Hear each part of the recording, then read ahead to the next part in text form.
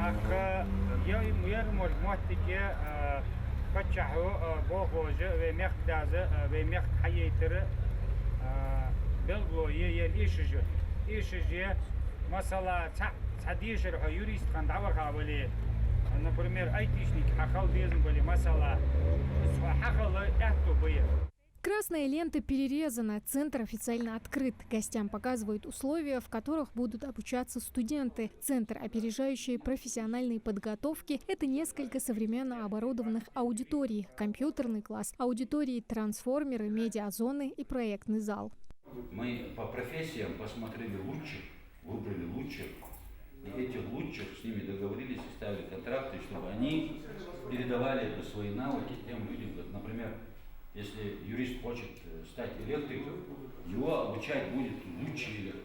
Площадка, где можно бесплатно повысить квалификацию, пройти курсы переподготовки и освоить востребованную в регионе специальность за короткий срок. Никаких возрастных ограничений. Обучаться здесь смогут люди без основного или среднего общего образования. Центр представляет из себя комплекс зданий, помещений, где проходят мероприятия по обсуждению проектов, по медиасопровождению проектов, по подготовке той или иной специальности, которая необходима работодателю.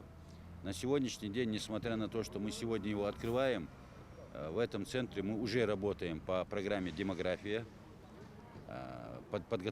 заранее подготавливаем людей, которые могут попасть под риск сокращения. Работаем с женщинами, которые сегодня сидят в декретных отпусках. Этот ЦОП уже второй в регионе. Первый открыли в Назрани в прошлом году. В этом упор сделали на рабочие специальности – сварщики, электрики, каменщики. По итогам обучения выдается документ установленного образца – свидетельство, удостоверение, диплом о профессиональной подготовке. На базе нашего ЦОПа более 60 профессий. Но у нас рабочие профессии. Рабочие профессии такие как электромонтаж, сварщик, кирпичная кладка. Практические занятия будут проходить на базе топливно-энергетического колледжа в специально оборудованных мастерских. Это у нас учебно-производственная мастерская, электромонтаж. Тут у нас студенты проводят учебную практику. Мы собираем распределительной коробкой электрические щитки, производим потечение. У нас студенты обучаются, тут, в принципе, все у нас хорошо проходит. Автоматически обучают устройство защиты течения УЗО. Есть также УЗИ, специальное у нас по защите электроэнергии от коробков замкания.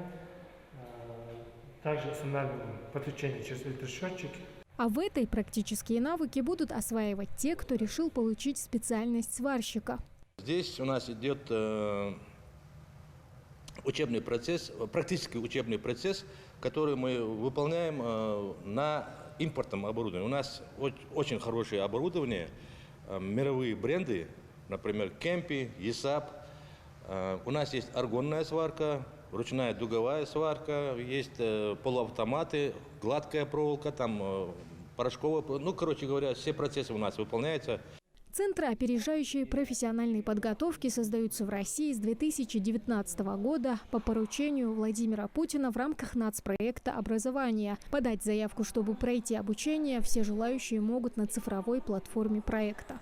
Тамара Хашагульгова, Алисхан Гаравожев, Магаз 24.